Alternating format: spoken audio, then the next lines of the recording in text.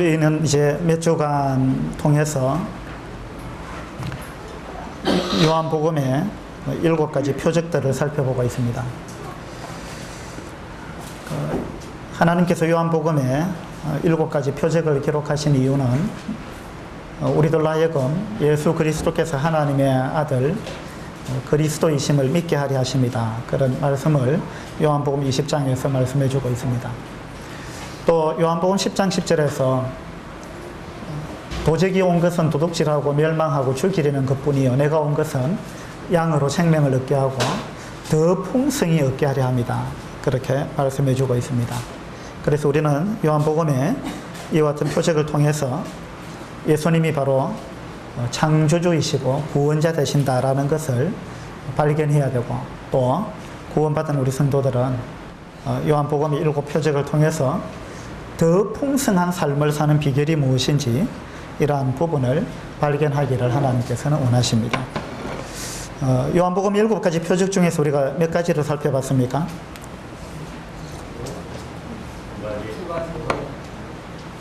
두 가지입니까? 저는 3가지를 전한 걸로 생각이 드는데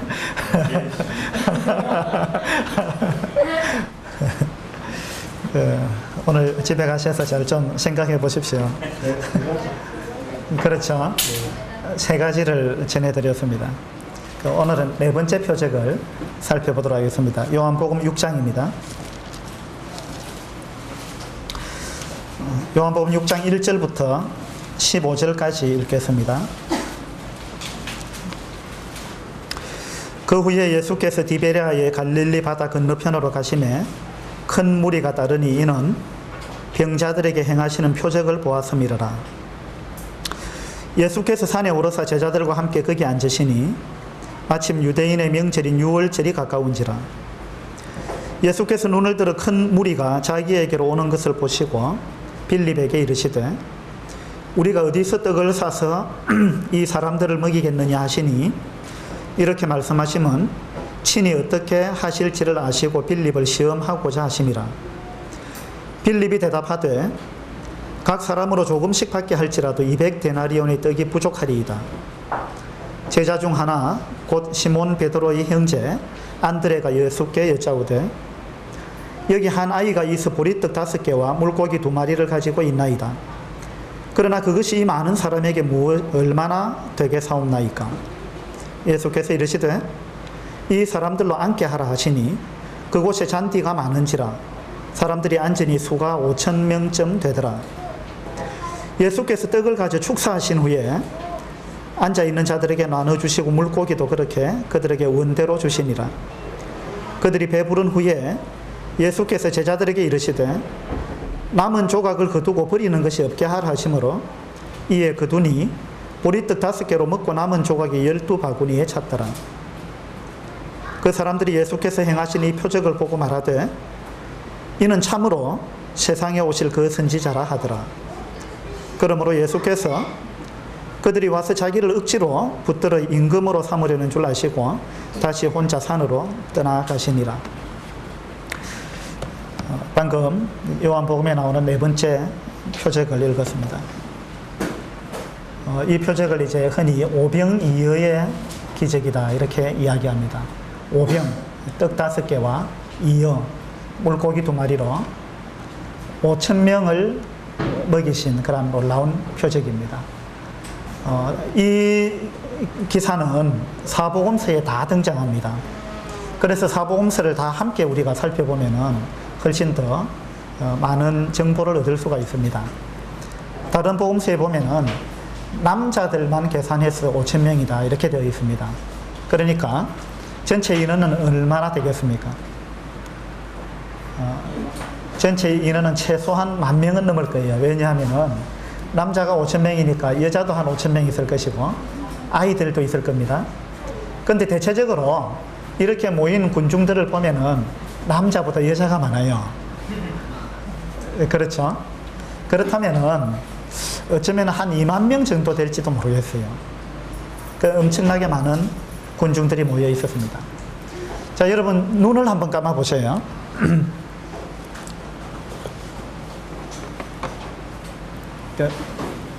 눈을 한번 감아보세요. 아직도 눈 뜨고 계신 분이 계시는데. 자, 눈을 감고 이 상황을 한번 상상을 해보세요. 여러분이 지금 이 현장에 있다고 최대한 상상력을 발휘하셔가지고 이 현장에 여러분이 한번 들어가 보시게 되기를 바랍니다. 사람들이 계속 예수님께로 몰려들었습니다. 그래서 예수님과 제자들은 식사할 겨를도 없었습니다. 그래서 주님과 제자들은 배를 타고 한적한 곳으로 이동하셨습니다. 그런데 이 수많은 무리들이 도보로 예수님 일행보다 더 빨리 예수님이 가시고자 하는 곳에 도착해 있었습니다. 남자만 계산해도 한 5,000명 정도 된다 그랬습니다.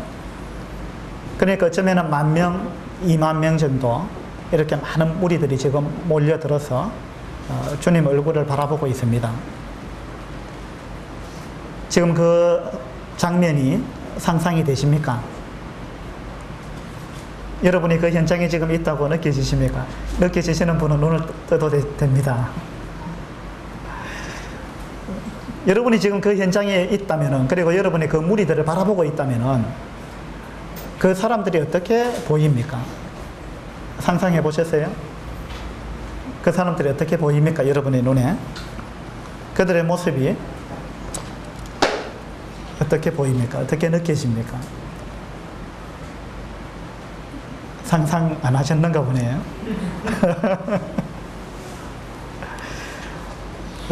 예수님 눈에는 이 무리들이 어떻게 보였겠습니까? 그것을 우리는 마가복음 이 동일한 내용이 나오는 마가복음 6장에 보면은 나옵니다. 예수님은 이 큰 무리를 보고 어떻게 생각하셨느냐 하면 그들이 너무나 불쌍하다 이렇게 느끼셨습니다. 여러분도 그렇게 느끼셨어요? 여러분도 상상해 보시면서 이 수많은 군중들이 지금 막 엄청나게 몰려 들어와 가지고 주님 일행이 피하는데도 계속 따라오는 것입니다. 그 무리를 보면서 여러분도 야, 이 사람들 참 불쌍한 사람들이다 이런 마음을 여러분이 느끼셨다면 여러분은 아버지 하나님의 마음을 갖고 계신 분들이에요. 그렇지 않다면 누가복음 15장에 나오는 그 바리새인의 마음은 큰 아들의 마음을 갖고 계신지도 모릅니다. 주님은 이 사람들을 굉장히 불쌍하게 보셨습니다. 왜 주님의 눈에 이 사람들이 불쌍하게 보였는지 아십니까? 마가복음 6장에 보면 예수께서 나오사 큰 무리를 보시고 그 목자 없는 양 같음으로 인하여 불쌍히 여기사 이렇게 나옵니다. 이 수많은 사람들이 몰려들었는데 주님의 눈에 그들은 너무나 불쌍하게 보였습니다. 왜 불쌍하게 보였느냐? 그들이 목자 없는 양 같았기 때문입니다.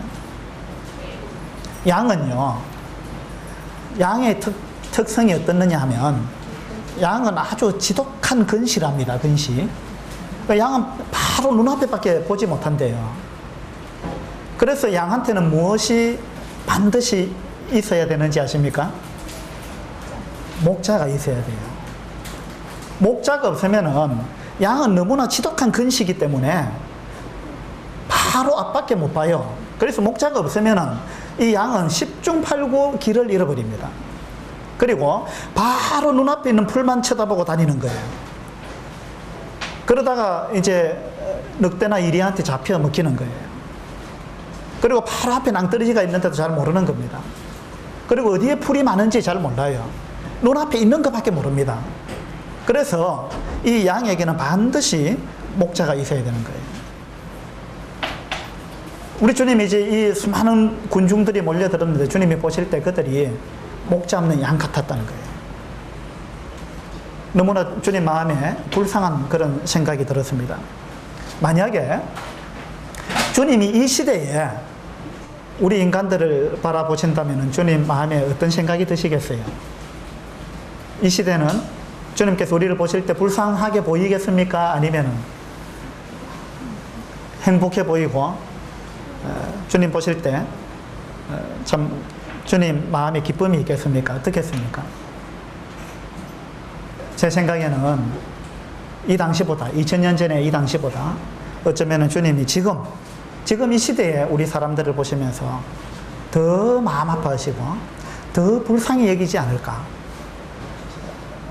저는 그렇게 생각합니다. 여러분 어떠세요? 근데 요즘 사람들은 너무 행복하게 사는 것 같아요. 어떻게 보면 뭔가 부족한 게 없어요.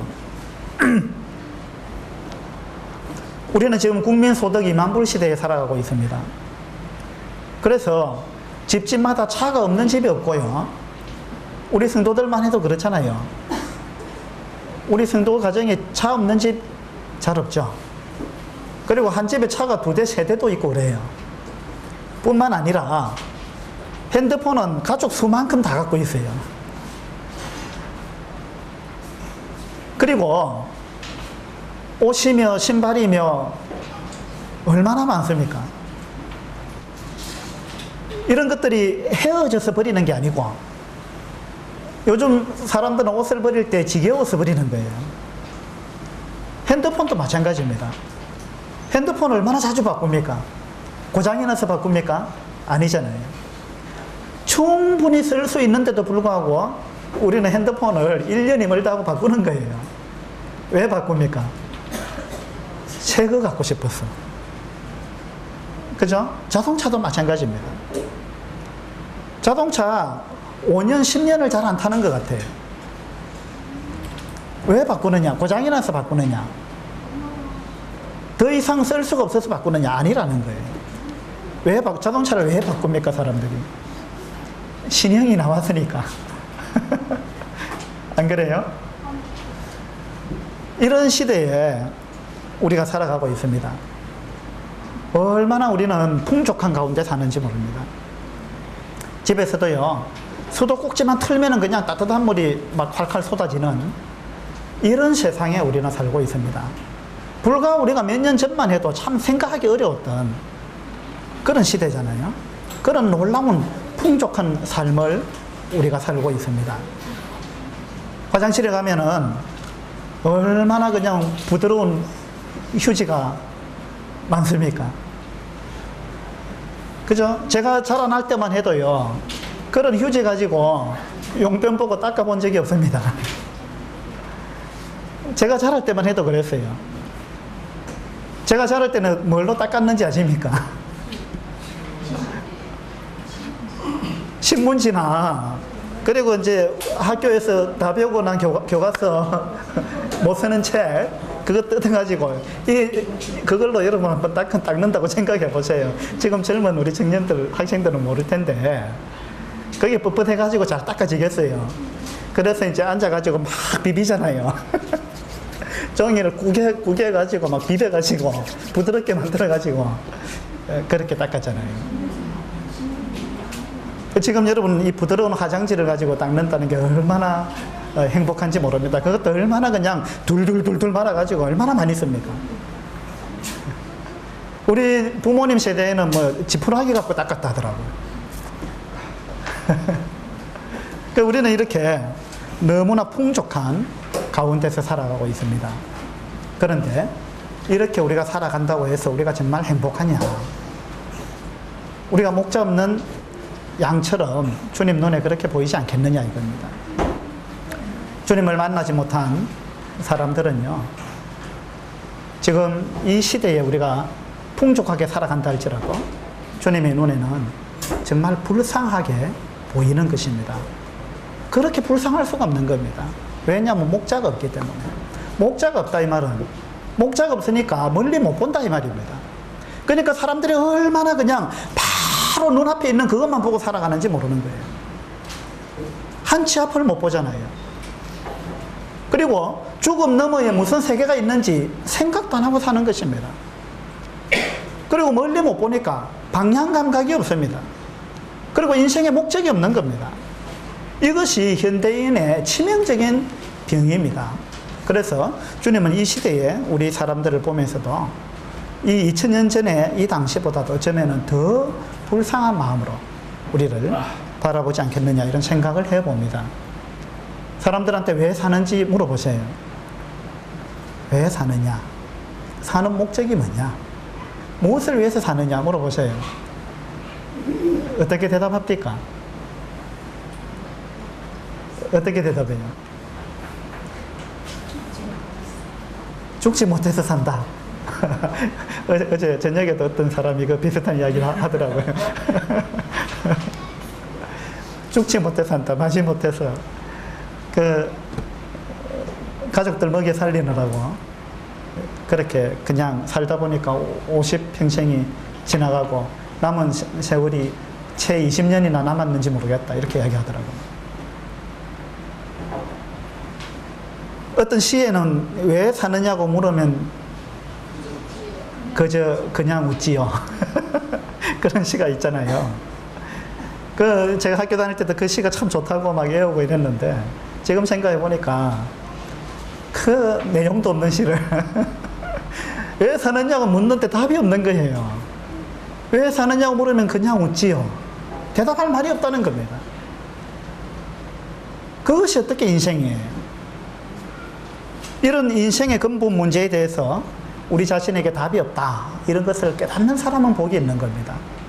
그걸 깨닫는 사람은 이제 목자를 만날 수 있는 것이고 그 목자를 만남으로 인해서 우리가 이 지독히 근시 아닌 우리가 그 병을 치료받고 죽음 이후에까지 볼 수 있고 또 거기에 대한 해답을 얻을 수 있는 그런 놀라운 축복을 받게 될 것입니다. 이제 남자만 해서 5,000명 이상이 모였는데 날이 저물어가고 있습니다. 주님이 이들을 보니까 불쌍할 뿐만 아니라 그들이 흙이 져 있다는 것을 알았습니다. 그래서 주님께서 이들에게 무언가를 먹여야 되겠다 이런 생각을 하셨습니다. 그래서 주님이 어떻게 하셨어요? 제자 중에 빌립을 불러서 빌립한테 물어봤습니다. 우리가 어디서 떡을 사서 이 사람들을 먹이겠느냐 하고 빌립한테 질문하셨습니다. 여러분이 빌립이라면 뭐라고 대답하시겠어요? 지금 남자만 해서 5,000명 정도, 10,000명이나 다 합쳐서 20,000명이나 이 정도 이제 엄청나게 많은 무리들이 있는데 우리가 어디서 떡을 사서 이들을 먹이겠느냐 하고 빌립한테 질문하셨습니다. 여러분이 그 현장에 있고 주님이 여러분한테 그 질문을 하셨다면 여러분 뭐라고 대답하시겠어요? 뭔가 상상이 지금 안 되고 있어요. 예? 떡집에 전화를 하자. 켄터키 치킨. 켄터키 치킨. 조금 멋있는 대답을 하셨어요. 떡집이나 켄터키 치킨 집에 전화를 하자. 그래, 이 당시 핸드폰이 없어서 그런 거예요. 그래서 이제 이 비슷한 대답을 빌립이 했는데 뭐라고 대답했느냐면은 7절이죠. 빌립이 대답하되 각 사람으로 조금씩 받게 할지라도 200데나리온의 떡이 부족하리이다. 이렇게 대답했습니다. 빌립이 아주 계산이 빨랐어요. 200데나리온의 떡이 부족하다. 1데나리온은 노동자 하루 품삯입니다. 그러면 200데나리온이면 노동자 하루 품삯이 10만 원이라 치면은 2천만 원입니다. 200데나리온이면. 그리고 노동자 하루 품삯이 5만 원이라 치면은 200데나리온이면은 1,000만 원이에요. 그래서 제가 얼핏 계산해봐도 그렇게 들겠어요. 왜냐하면은 김밥 한 줄만 사다 줘도 김밥 한 줄에 1,000원이잖아요. 요즘 좀 올랐습니다만. 그러면 1,000원 곱하기 10,000명 해보세요. 1,000만 원 맞죠? 1,000원 곱하기 20,000명 하면 2,000만 원. 그러니까 200데나리온. 빌립이 아주 계산 잘했어요. 예. 이렇게 이제 엄청나게 지금 돈이 들어가는데 빌립이 이렇게 이야기한 말은 주님 길이 없습니다. 불가능입니다. 길이 없습니다. 그런 이야기입니다. 그런데 놀라운 길을 누군가가 제시했습니다. 누군지 아십니까? 9절에 보면 여기 한 아이가 있어 보리떡 5개와 물고기 2마리를 가지고 있나이다. 그러나 그것이 이 많은 사람에게 얼마나 되게 사옵나이까? 안드레가 이렇게 이야기했습니다. 안드레가 어떤 한 아이가 가지고 있는 보리떡 5개하고 물고기 2마리를 들고 주님께 왔습니다. 여기 아이가 이만큼 갖고 있는데 이것이 이 많은 사람들에게 얼마나 되겠습니까? 아주 부정적인 이야기를 했습니다. 그런데 중요한 것은 한 아이가 보리떡 5개와 물고기 2마리를 내놨다는 거예요. 보리떡 5개와 물고기 2마리. 이것은 한 사람의 1인분 하루 한 끼 식사입니다. 한 끼 식사. 한 아이가 자기가 한 끼 먹을 수 있는 어떤 도시락을 갖고 있었는데 이것을 자기가 먹지 않고 자기 혼자 먹지 않고 이 작은 것을 이 어떤 아이가, 어른도 아니고 아이가 이걸 주님께 드렸다는 것입니다. 여러분 같으면은 지금 자기 한 끼 식사를 갖고 있는데 이 지금 10,000명이나 20,000명이 모여 있는데 주님 이것으로 나눠 먹죠 하고 여러분 내놓겠습니까? 여러분 어떻게 하시겠어요? 이 아이는요, 이거 내놨습니다. 이 아이가 이것을 내놓았기 때문에 그 뒤에 이야기가 지금 일어난 것입니다. 너무 보잘것없는 것이었는데 이걸 내놨다는 거예요. 우리는 이까짓 거 가지고 무슨 소용이 있겠느냐 이렇게 생각하고 안 내놓을 수도 있는데 이 아이는 정말 우리 어린애 같은 믿음을 우리가 가져야 되는 거죠. 이 아이는 그냥 자기가 가진 거 이걸 주님 앞에 내놓고 주님께 드렸습니다. 주님이 이것을 받으시고 한 사람이 한 끼 식사량을 주님이 받으시고 주님이 어떻게 반응하셨어요? 야, 이것도 뭐 내놓는 거라고 내놨나? 주님이 그렇게 말씀하셨어요? 너 이거 가지고 온 게 지금 부끄럽지도 않냐? 뭐 이렇게 말씀하셨습니까? 주님이 그렇게 말씀 안 하셨어요. 주님 어떻게 대응하셨죠? 11절 보겠습니다. 예수께서 떡을 가져 축사하신 후에 이랬습니다. 예수님이 어떤 아이가 이 보리떡 5개와 물고기 2마리를 주님께 드렸는데 주님이 이걸 받고는요 감사했다는 겁니다. 축사했다, 감사했다는 이야기예요. 주님이 이 작은 거 한 사람이 한 끼 식사밖에 안 되는 이 작은 것을 받고 주님은 하늘을 우러러 이걸 들고 아버지 하나님 앞에 감사했습니다. 얼마나 놀라운 광경입니까? 여러분 우리도 삶 가운데서 이와 같은 모습을 본받아야 될 것입니다. 여러분 나는 왜 가진 게 이거밖에 없느냐 하고 늘 불평하십니까? 그러면 이 사건을 기억하세요. 그리고 내가 지금 한 끼 식사량밖에 없다 할지라도 그 다음 식사가 없다 할지라도 내일 아침 밥 먹을 쌀이 없다 할지라도 그런 거 경험해 보셨습니까? 그렇다 할지라도 여러분 지금 있는 그것으로 인해서 주님께 감사하십시오. 그것도 없는 사람도 있어요. 하루 한 끼밖에 못 먹는 사람도 있습니다. 이 지구상에는 수많은 사람들이 굶어 죽어가고 있습니다. 그런데 우리는 얼마나 풍족한지 모릅니다. 우리는 남아서 버리는 게 우리들의 삶이잖아요. 주님은 이 한 사람이 한 끼 식사량을 가지고 하늘을 우러러 축사하셨습니다. 이 말씀을 통해서 보게 될 때 주님은 작고 연약한 것, 너무나 작고 너무나 연약하지만 주님은 그것을 들어 사용하신다는 것입니다. 여러분 이것이 위로가 되지 않습니까? 나는 왜 이렇게 뭔가 능력도 없고 나는 왜 이렇게 가진 것도 없고 나는 왜 이렇게 뭐 잘하는 것도 없고 나는 왜 이런가 하고 여러분 좌절하지 마시고 절망하지 마시고 그것을 여러분 갖고 있는 그거 너무 작아 보이는 그거 주님 앞에 드리세요. 그러면 주님이 그것으로 인해서 감사하실 거예요. 감사하고 주님이 그것을 쓰실 것입니다. 주님은 저를 비롯해서 우리 모두를 주님은 쓰시기를 원하십니다. 주님께 쓰임받는 것보다 더 영광스러운 게 어디 있습니까? 그렇게 생각하지 않으세요? 여러분이 누구한테 쓰임받으면 영광스럽겠습니까? 이 나라의 대통령한테 쓰임받으면 영광스럽겠습니까? 여러분 직장에서 사장한테 여러분 인정받고 그 사장한테 뭔가 긴요한 일에 중요한 일에 여러분이 발탁되어 가지고 쓰임받으면 여러분 기쁘겠습니까? 물론 그것도 기쁘죠. 그러나 진짜 기쁘고 진짜 영광스러운 것은 만왕의 왕이신 분, 창조주이신 그분, 거룩하신 그분 하나님께 우리가 쓰임받을 수 있다는 거, 이거보다 더 영광스러운 것은 없습니다. 하나님은 우리를 쓰시기 위해서 부르셨습니다. 우리를 쓰시기 위해서 구원하셨어요. 맞죠? 우리를 선반 위에 얹어놓으려고 하나님이 우리를 구원한 게 아니에요. 우리를 쓰시기 위해서 하나님은 우리를 구원하셨습니다. 여러분 쓰임 받고 있습니까?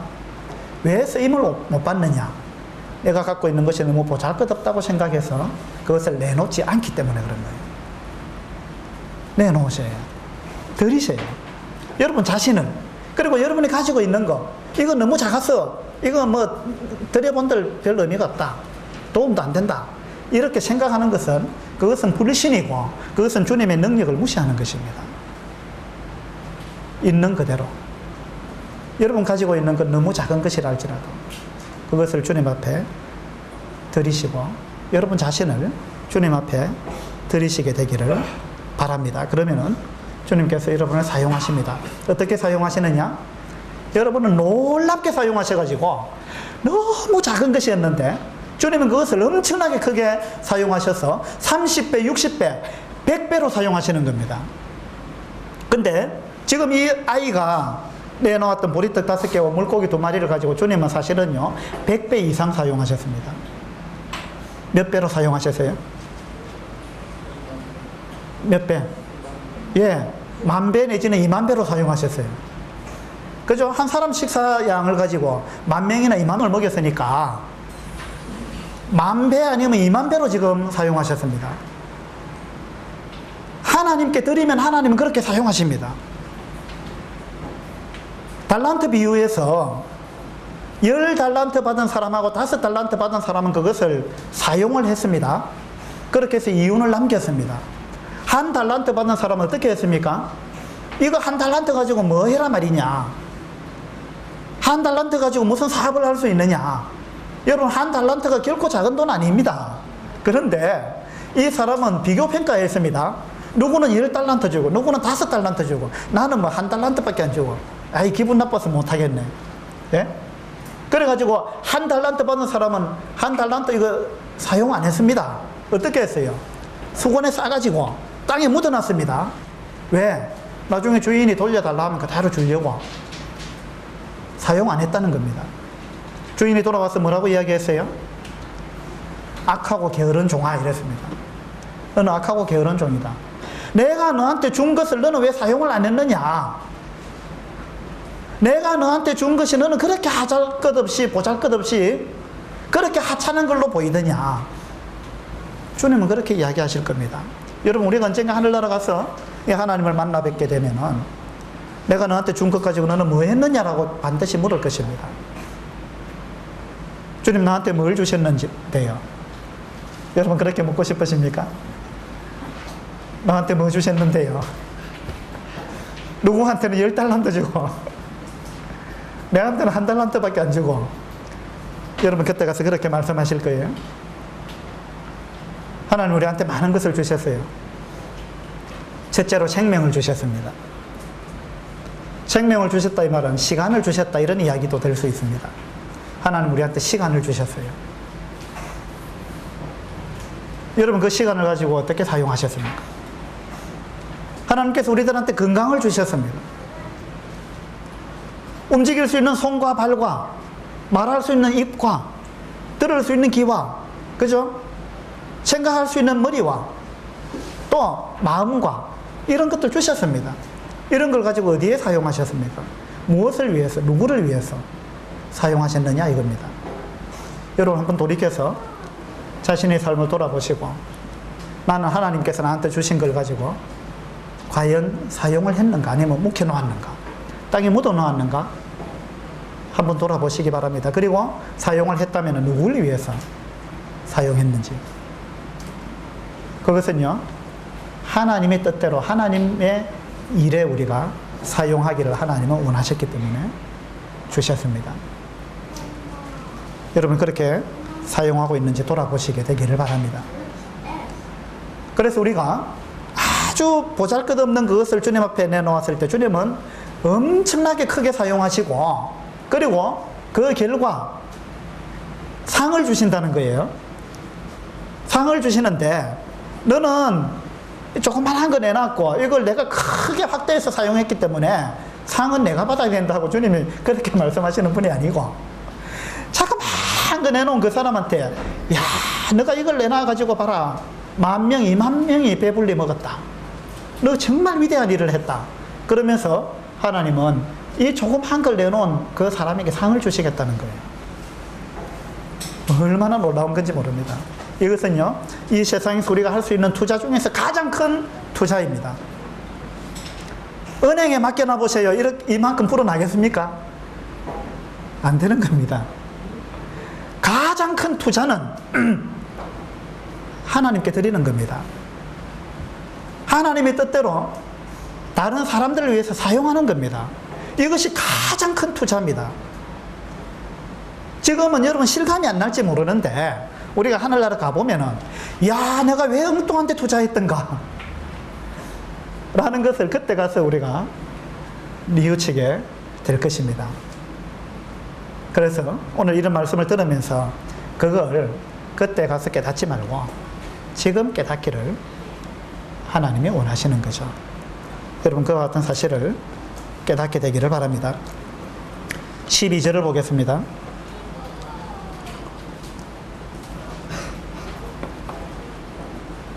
그들이 배부른 후에 예수께서 제자들에게 이르시되 남은 조각을 거두고 버리는 것이 없게 하라. 그렇게 말씀하셨습니다. 그 다음에 13절에 보면 이에 거두니 보리떡 5개로 먹고 남은 조각이 12바구니에 찼더라. 처음에 보리떡 몇 개였습니까? 처음에 몇 개였어요? 5개. 5개였습니다. 이 5개를 가지고 수많은 군중을 지금 배불리 먹였습니다. 배불리 먹이고 얼마 남았습니까?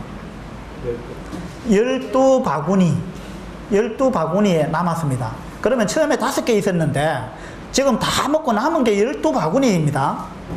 남은 것이 지금 처음에 드렸던 거 5개보다 더 많은 거예요. 남은 것이.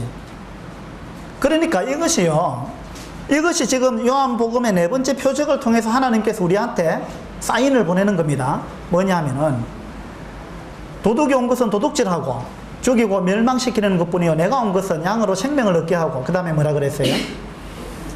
더 풍성히 얻게 하려 합니다. 하나님께서 이 시간 우리들에게 이 표적을 통해서 뭔가 사인을 보내는데, 그게 뭐냐 하면은, 내가 이 표적을 보인 것은 너희들로 하여금 더 풍성한 생명을 얻게 하려 합니다. 너희들이 어떻게 하면 더 풍성한 삶을 살 수 있는지 그 비결을 내가 이 표적을 통해서 보여주기를 원한다 라는 것입니다. 오늘 여러분이 이 표적을 들으면서 보면서 이 풍성한 삶을 사는 비결을 배워야 되는 겁니다. 그 비결이 뭔지 감이 잡혔습니까? 우리가 정말 풍요로운 풍성한 삶을 살 수 있는 비결이 뭐냐 가르쳐 드릴까요?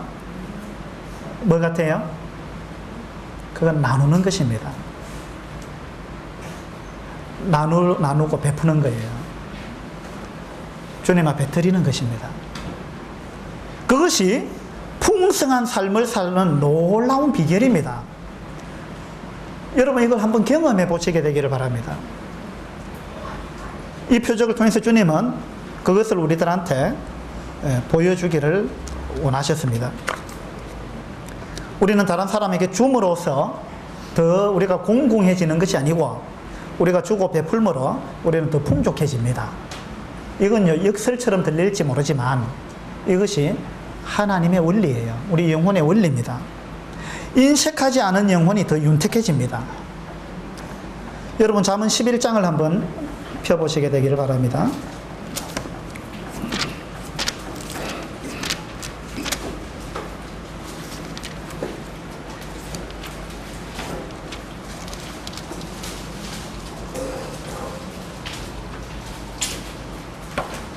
잠언 11장 24절입니다.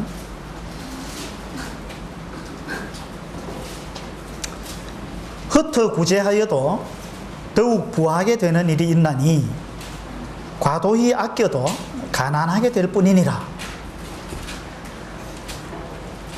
과도히 아껴도 가난하게 되고 흩어구제하여도 더욱 부하게 되는 일이 있다. 여러분, 이 사실 믿으십니까? 안 믿어지죠? 잘 안 믿어지죠? 모아야 뭐가 많아지지. 흩어 베푸는데 뭐가 많아지겠어요? 그런데 이것이 하나님의 말씀입니다. 여러분, 모든 복은요, 하나님 손에서 옵니다. 하나님 손에서 복이 오는 겁니다. 이걸 여러분이 믿게 되면 여러분의 삶이 지금보다 더욱더 풍성해질 것입니다. 열왕기상 17장에 보면 사르밧 과부가 등장하는데요. 이 과부가 갖고 있는 것이라고는 지금 가루 한 움큼하고 그 다음에 병에 기름 조금 있는 거, 그게 전부였습니다. 떡을 만들 수 있는 가루 한 움큼 이거 하고 한 끼 먹을 것밖에 없다 이겁니다. 가루 한 움큼하고 이걸 이제 떡 만들 때 쓰는 기름, 그 기름 병에 조금 있는 거, 이게 전부였습니다. 그런데 이 사르밧 과부가 엘리야 선지자를 만났습니다. 엘리야 선지자가 지금 굉장히 굶주려 있었습니다. 줄여 있었어요. 이 엘리야 선지자가 이 과부를 보고 뭐라 그랬느냐면, 나한테 먹을 걸 좀 달라 이랬습니다. 내가 지금 우리 아들하고 요거 가지고 떡 하나 만들어 먹고 나면은 더 이상 먹을 것이 없는데 우리 이거 먹고 지금 죽으려고 하고 있다. 마지막으로 이거 먹고 우리 죽으려고 하고 있다. 이렇게 이야기했습니다. 그때 엘리야 선지자가 뭐라고 이야기했어요? 그걸 가지고 떡을 만들어 가지고 먼저 나한테 달라 이랬습니다. 그리고 당신하고 당신 아들하고 먹으라 이랬어요. 이 엘리야가 굉장히 무정한 사람 같죠? 엘리야가 이렇게 이야기했는데 이 과부가 어떻게 했는지 압니까? 이거 선지자 안 주고, 하나님의 사람 선지자 안 주고 내가 먹어도 한 끼 식량이고 선지자 줘도 한 끼 식량인데, 그죠? 이렇게 생각하는 사람이 현명한 사람이에요. 내가 한 끼 먹고 주거나 안 먹고 주거나 그게 그거 아니겠어요? 이 사르밧 과부는 놀라운 생각을 했습니다.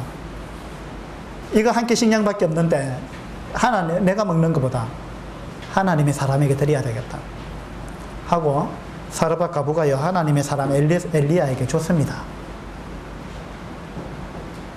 엘리야가 뭐라 했느냐 하면은, 그것을 나한테 주면 여호와께서 비를 지면에 내리는 날까지 그 통의 가루가 떨어지지 아니하고 그 병에 기름이 없어지지 아니하리라 라고 하셨다 이랬습니다. 하나님이 그런 이제 말씀을 주신 거죠. 이 사르밧 과부는 하나님의 말씀을 믿었습니다. 그 절박한 순간에 한 끼씩 사량밖에 없는 그 절박한 순간에 사르밧 과부는요, 엄청난 믿음을 가졌습니다. 하나님의 말씀을 믿고 이것을 엘리야 선지자한테 줬습니다. 그 결과 어떻게 됐습니까? 그와 엘리야와 그의 식구가 여러 날 먹었으나 여호와께서 엘리야를 통하여 하신 말씀같이 통의 가루가 떨어지지 아니하고 병의 기름이 없어지지 아니하니라, 이렇게 나와 있습니다. 이 사르밧 과부가요, 그때 이후로 부족한 것이 없었습니다. 얼마나 놀라운 일입니까? 왜 그가 풍족해졌습니까? 막 끌어모았기 때문에 그래요? 아무리 모아도 하나님이 한번 흔들어 버리면 언제 어떻게 날아갈지 아무도 모르는 겁니다. 그러나 정말 우리가 복을 받는 비결은 이것을 흩어구제하는 것입니다. 그랬을 때 하나님이 우리에게 더 풍족해 주시겠다, 그렇게 약속하셨습니다. 우리 고린도후서 9장을 보겠습니다.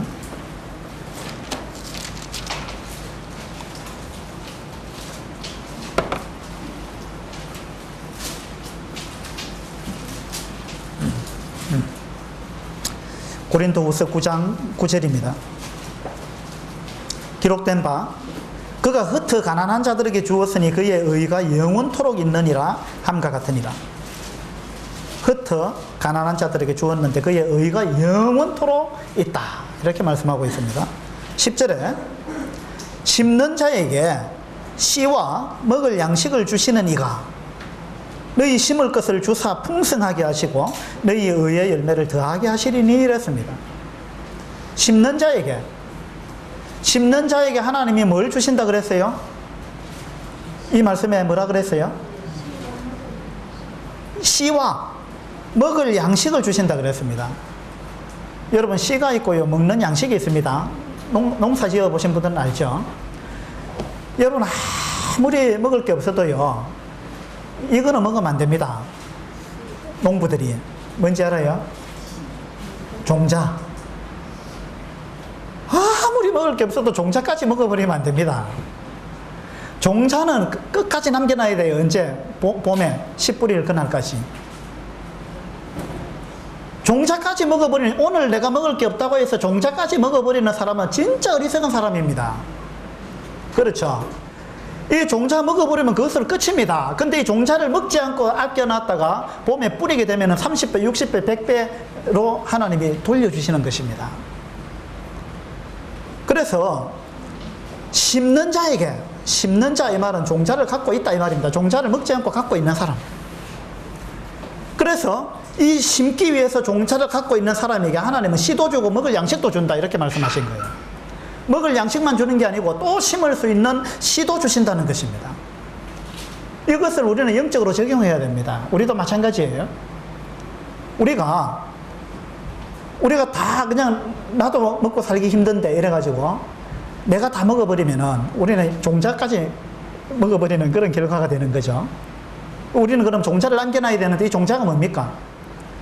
이 영적으로 해석했을 때 이 종자는요, 내가 먹어버리는 것이 아니고 이것을 뿌리는 것입니다. 이것을요, 주님께 드리는 거고 내 주변의 가난한 자들에게 뿌리는 것입니다. 그것도 구제하는 거예요. 그것이 씨입니다. 여러분, 이렇게 했을 때 하나님이 갚아주시겠다는 겁니다. 30배, 최소 30배입니다. 최소 30배. 많게는 100배. 또 그 네 번째 표적에 나온 그 아이는 10,000배, 20,000배 받았습니다. 여러분, 우리가 어디 은행에 맡겨서 30배 받을 수 있겠어요? 그렇게 이자 주는 데 있습니까? 하나님은 우리가 이것을 하나님께 드렸을 때 30배, 60배, 100배로 그렇게 갚으시겠다고 말씀하셨습니다. 영국에 옛날에 엘리자베스 여왕이요, 하루는 이제 평상복 차림으로 이제 어디를 이제 나갔는데 갑자기 비가 쏟아졌습니다. 그래가지고 그 주변에 있는 어떤 집에 들어가서 우산 하나 좀 빌려주세요 이랬습니다. 왕입니다, 왕. 엘리자베스 여왕이 그 평상복을 입고 갔기 때문에 이 백성이 잘 몰라봤는가 봐요. 그래서 이제 낯선 사람이 와서 우산을 빌려달라 그러니까 안 빌려줄 수는 없고, 이 빌려줘갖고 뭐 돌려받겠나 생각해가지고 자기 집에 있는 가장 안 좋은 우산을 빌려줬습니다. 살이 부러지고 제대로 우산답지 못한 거, 좀 쓰기 어려운 이런 걸 안 돌려받아도 아깝지 않은 거, 그런 걸 이제 빌려줬습니다. 그리고 며칠이 지났는데 왕궁에서 신하가 멋있는 옷을 입고 이 집을 방문했습니다. 왜 방문했어요? 이 우산 돌려주려고 방문했습니다. 그리고는 말하기를 여왕 폐하께서 이 우산을 아주 감사하게 잘 사용했다고 그렇게 전해주라 했습니다 하고 이 우산을 돌려줬다는 겁니다. 이 집 주인이 어떻게 했겠어요? 예, 여러분 같으면 어떻게 했어요? 민망하고 부끄럽고 뿐만 아니라 내가 놀라운 기회를 놓쳤구나, 그렇게 아마 통곡했을 거예요. 내가 그분이 여왕 폐하인 줄 알았더라면 이렇게 안 했을 텐데, 내가 우리 집에 있는 가장 좋은 우산을 드렸을 텐데 내가 왜 그랬던가, 내가 얼마나 어리석은가, 내가 얼마나 인색한 자인가, 내가 얼마나 이 심보가 나쁜 사람인가,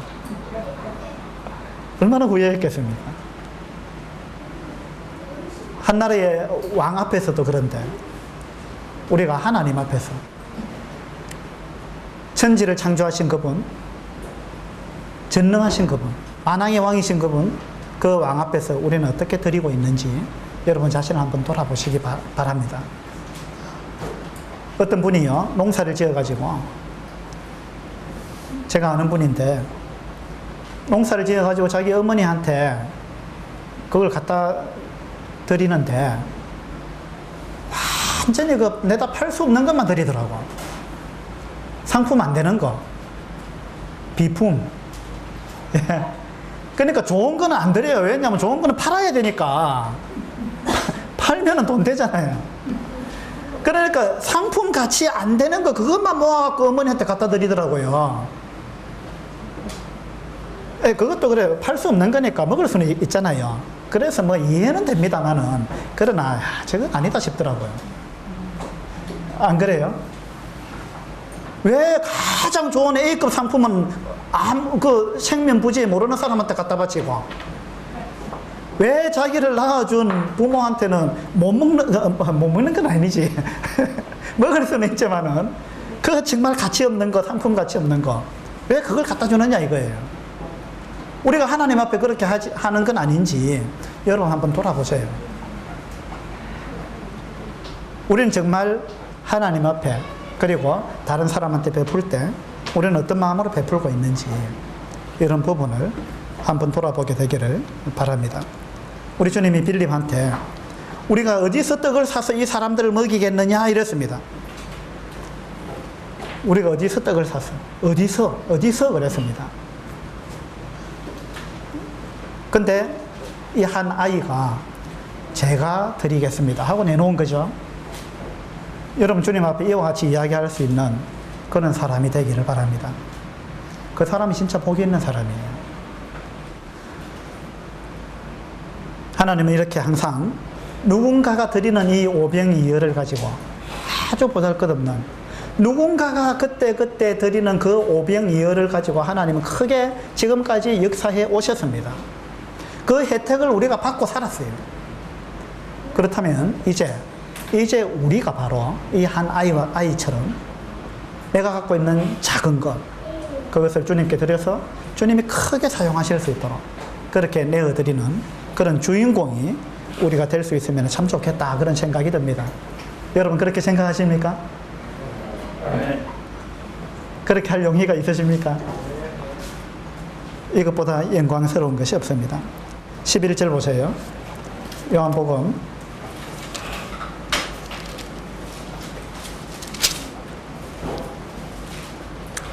6장 11절입니다. 예수께서 떡을 가지고 축사하신 후에 앉아있는 자들에게 나눠주시고 물고기도 그렇게 그들에게 원대로 주시니라.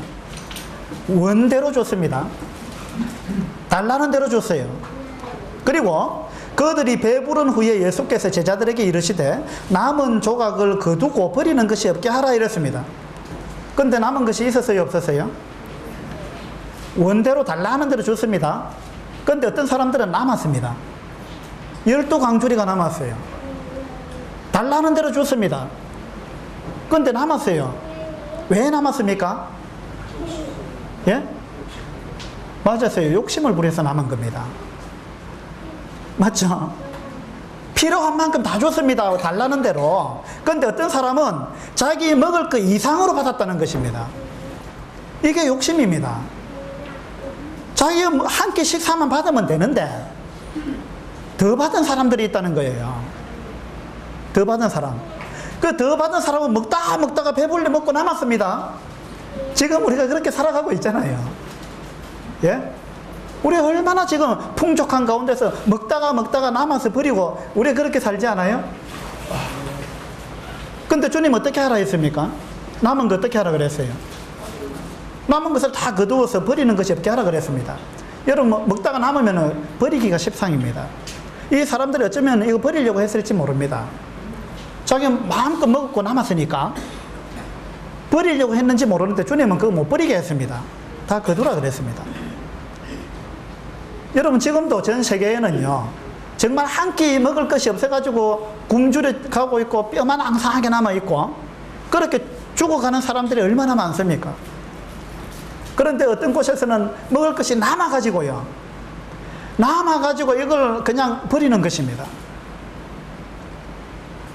우리는 어떻게 살고 있습니까?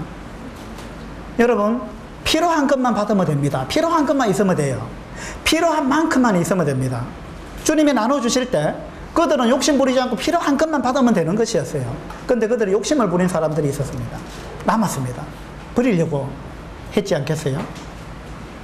여러분, 버리는 건, 낭비하는 것은 죄입니다. 낭비하는 건 죄예요. 왜냐하면 내가 낭비함으로 누군가는 굶어 죽어가고 있는 것입니다. 하나님이 우리한테 필요한 만큼 주셨는데, 근데 필요 이상으로 가지게 되니까 필요한 걸 못 가지는 사람이 있다는 것입니다. 그래서 여러분, 남기는 거 그 아름다운 현상이 아니에요. 여러분, 남는 거 많이 있잖아요. 우리 인생에 계속 우리 삶이 이 남는 것 때문에 골치가 아프다. 그러면 여러분 인생을 지금 잘못 살고 있는 겁니다. 빨리 그걸 들이셔야 되는 거예요.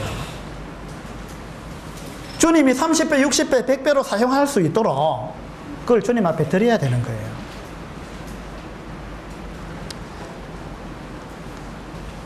남게 되면은요, 10중 8구 버리게 되고, 버리지 않는다 할지라도 낭비하게 됩니다. 여러분, 우리가 뭔가가 부족했을 때는요, 지금 나한테 있는 그것을 얼마나 아껴서 요긴하게 쓰는지 모릅니다. 그런데 우리가 풍족해지고 남게 되었을 때는요, 그 개구리 올챙이 시절 모른다고 그 하나의 가치를 모르는 것입니다. 그거 하나가 지금 없어가지고 애타게 기다리는 수많은 사람들이 있는데 우리 주변에 있단 말이에요. 우리 이웃에 있고 우리 성도 가정에도 있고 우리 가운데도 있다는 것입니다. 근데 우리 그거 잘 모르는 거예요. 그래서 우리는 그걸 낭비한다는 거예요. 이것은 우리가 하나님 앞에서 굉장히 잘못하는 거죠. 그래서 오늘 이 요한복음 6장의 네 번째 표적을 통해서 우리가 어떻게 하면 더 풍족한 삶을 살 수 있는가? 생명을 얻고 더 풍성히 얻게 하려 합니다 그랬는데 우리가 어떻게 하면 더 풍성한 삶을 누릴 수 있는가? 그것은 바로 베푸는 것이다. 그리고 주님께 드리는 것이다. 내가 가진 것이 그것이 보잘것없는 것이라 할지라도 그것을 주님 앞에 내어놓는 것이고 다른 사람을 위해서 흩어구지하는 것이고 그리고 나 자신을 주님께 드리는 것입니다. 여러분, 그랬을 때 우리의 삶이 더욱더 풍요로워질 것입니다. 여러분, 그것을 믿으십니까? 예. 그러면은 믿으시면은 여러분 정말 그렇게 대답하셨다면 실생활 가운데서 그렇게 해보시게 되기를 바랍니다. 오늘부터 정말 내가 가진 것 그것을 어떻게 하면 더 효율적으로 더 가치 있게 더 크게 그렇게 사용할 수 있는가, 그것은 주님의 손에 맡기는 것입니다. 그렇게 하실 수 있게 되기를 바랍니다. 기도드리겠습니다.